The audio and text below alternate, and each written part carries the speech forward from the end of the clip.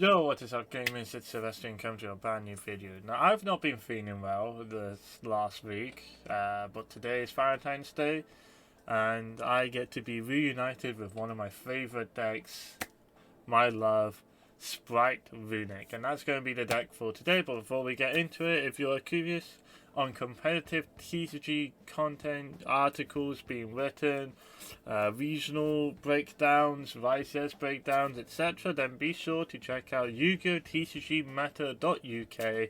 It's my website. I write articles. People say they're good. So they're good. The reviews are in. But anyways, let's get straight into this. Here we have, boom, the deck profile. So, this is the best way to play Spright. Partly because Toad is banned. But what we do is we play firstly the 3 Spright Blue, the 3 Spright Jet, the 1 Red, the 1 Carrot, 2 Spright Starter, not 3, sorry, they sent me there, oh wow. 2 Spright Starter, 1 Spright Smasher, and then, so that's the Spright engine in the main deck. But you also see that we're pairing it with Runick cards. You have 2 Fountain, 3 Tip, 3 Flash and Fire, 3 Destruction, 3 Freezing Curses, 2 Slumber, 1 Smiting Storm. Everyone says Smithing Storm, it's Smiting Storm, and 1 Dispelling. Right, this is the best way to play the deck. Right, firstly, this gives you a bunch of draws. This gives you interactions that work through board breakers. Because normal Spright, you can go like Dark Ruler, Enemy Controller is pretty good into normal Spright. Lava Golem, as you see here, evenly matched maybe. This, however, doesn't care. You can Dark Ruler me, I still have my Negate, I still have my Pop, etc. So it's not as weak to the board breakers. But on top of that, we are also playing Imperial and Capsule. These are those phenomenal cards that you draw more. And then Wind Up Kitten is like a way of removal, because these do stop you from being able to attack in the next battle phase.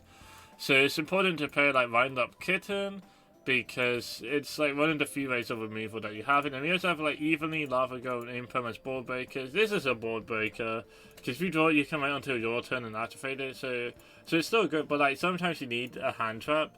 So it functions on both. This is good into everything. This is good into everything. And then for the extra deck, we have 2 Hugin. This is why you play the Spright engine. If you see, it's a level 2. This, if you control level 2, special summon. If you control level 2, special summon, special summon, special summon. So all your Runick cards are effectively emergency teleport. That gets you a draw free, right? So it's very strong. And then we also play Gary, because going second, you can go like battle phase. And in the battle phase, use one of these spells, summon Gary, Crash. It sometimes comes up. There's another way of removal. We play number 65 Gin Buster. So you can either use like Capsule and one of these, or there's like 2 of these to make the Gin Buster. It requires Darks, but it's basically a monster negate. So typically the board I'm going for involves like this, it involves Carrot, and then it's like Elf. Right, here we have Onibamaru. This is basically just, it's from the new set. You just detach material, bounce a card until the opponent's end phase, right? So it's just another way of removal. We play 2 Gigantic Spright, very important. If you use the Link 2 as a material for Gigantic Spright, it goes to 3,200 attack. But also, if you use Hugin to make Gigantic, it also goes to 3,200 attack. So you can have massive Gigantic from the starting with a Runick spell. Also, something important to note, this can protect your cards from being destroyed. A very common counter to Gigantic Spright in the TCG was Ghost Ogre and Snow Rabbit, because this has to detach the material from an Etsy, so if this is the only Etsy's and it gets destroyed, you have nothing you can detach from, so you can't resolve the effect. Right, so Hugin is able to protect it, but also Slumber, you can also change Slumber, target Gigantic to protect it as well. So you have like ways to play around Ghost Ogre. It's just good into hand traps. And then we have like Cerberus Venus, there's more removal. We have IP Masquerade, this is part of the end board as well. Dark, in the mirror, you can take the blue or the jet. Or sometimes you can take out IP. That actually like comes up, take IP. And then we play 3 Spright Elf. If you can't afford 3 Spright Elf, you can play like 2 Elf plus 1 Heater. Because the matchup where 3 Elf comes up is probably just going to be the mirror match. In which case you can use a Heater, the fire version of this, to take your opponent's Elf. And it's like still fine. Elf, absolutely broken card. Summons a 2 from your grave. Monsters it points to can't be targeted. It's just Nightmare Goblin. And if we play Alpha Match, this could be Unchained Abomination. But I think IP into Alpha, like you can go IP Elf into Alpha Match, and I think that's higher value. But Unchained Abomination is also a card that's very much worth considering. It's just like outside of Spright Smashers, there's not really an easy way for Spright to actually out Alpha Match. And you'll find a lot of deck actually has an issue out in Alpha Match. So this is just something that you can sit on.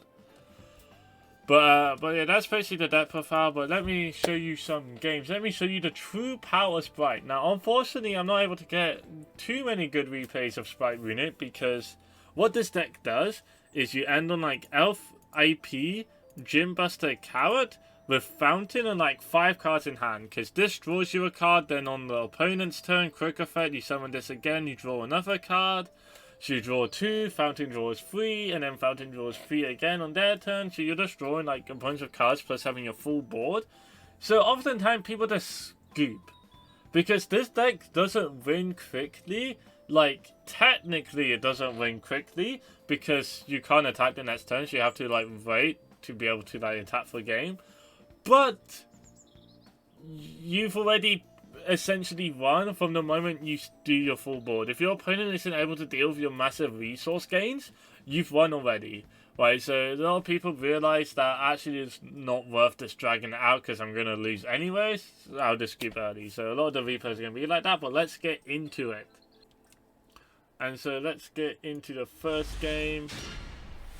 We've opened, well, we're going first. We've opened Blue Jet, Lava Golem, Freezing Curse, and even the match we're going to start with using Freezing Curse, summon Hugin, discard evenly match. Keeping Lava Golem is worth it because, like I said, these games can drag on. Lava Golem is still a very strong resource to have in case the opponent tries to play. Well, here we're going to go Gigantic. Notice it's 3,200 attack because Hugin's underneath it. If you detach Hugin, it does go back to under 1,600, so that's important to know. But essentially, like, we go on blue search Coward, Jet search Starter. Starter can get us to red. Another thing you can do is you can hold your starter until your opponent starts playing, because if your opponent starts playing, it's very unlikely they have Dark Ruler. So then you can starter for red, and if they do have Dark Ruler, you can then, after Dark Ruler resolves, go starter for red. But they're going to go use some Magista's card. We're just going to do a bunch of cards. Maybe I should have negated Armament, I don't care. Exorcister is a buy. This deck sucks. But we're gonna summon red, we're gonna draw another card. You see here we have like 4 cards in hand. Next turn we are in a really strong position. We also have Lava Golem, but we're just going to destroy the Etsy's. Something important to note, Red and Carrot, when they negate, they do not destroy unless you tribute an Etsy's, a rank or a link to, in which case you can choose to destroy. Sometimes you might not want to destroy the card you negate, so it's important to keep in mind that the destroy is optional. But here we're going to go Gigantic, summon Capsule, Gigantic. The lock applies to both players, meaning that once I've used Gigantic, his trap to special summon Exorcisters is dead. So just something to keep in mind, your opponent can't summon non-2s as well after you've Gigantic. It means that you can't get Nibiru. But Nibiru is not a concern, that will never come up. But here we have the second game, and I think it's really interesting to note that these games go much quicker than the pure Runick games. The pure Runick games, people really like dragging that out, but like against Runick Spright, like, you get mad with this, right? E-Telly for Hugin, E-Telly for blue. You should do all this in draw phase, by the way. To play on draw, you can do all this in draw phase. So draw isn't that good if you just go auto on draw phase, do all this. I don't know if it plays on like specifically effect failure, which is important to note. But here we can go Gigantic, we have Hugin, in case they have Ogre, but also to trigger the Fountain to draw more. We can then go Elf, bring back blue, Jet blue into Gym Buster. You see, this is a very consistent deck. But then this time we are going to go into IP as well. And we can do like Iperia, so bring back Elf, bring back Iperia, then IP into something. You know, that's a favorable option. But I mean, we're playing against Pendulum. It's a bye. This deck is awful. Look at that. But now for the last game that we're gonna show. I believe we're going first again. I don't actually have too much time. I woke up late because I'm ill. And all the games where I was going second was like against self-TK. But I mean, like, you've seen the hands. I've opened like Imperm, Lava Golem. Like, it's very obvious that even going second, this deck doesn't struggle. But maybe if enough people like this video, I'll consider doing a video dedicated to just like playing a bunch of games, right? So I can show you some of the plays you might do going second. But our Hugin got asked, so we are going to search for another fountain. There's a chance that so doing this one implies that our Imperm is a Runick spell, which threatens a draw 3 on their turn. But also the Iperia could potentially draw into a Runick spell. So I think it's worth going for the fountain there. Here he's going to go for Albers. We're going to negate the Albers with Gym Buster. And then we're going to also chain up here. Unfortunately, we don't draw Runick spell, but he goes like Banafuse, and we have Carrot. Carrot negates the effect, not the activation, so if he had a second Banafuse, he can't activate it. Also, important that we did Gym Buster instead of Imperm on the Albus there. One, it's always good to use your known interaction first, but also if he had Brandon in red, that wouldn't have been nice. But yeah, we played around everything perfectly. Well, that's going to be it for this video. Again, check out YuGoTCGmeta.uk if you're interested in TCG meta games. The link will be in the description down below. But otherwise, if you like this video, leave a like, comment, and subscribe. And I'll see you gamers later. Goodbye.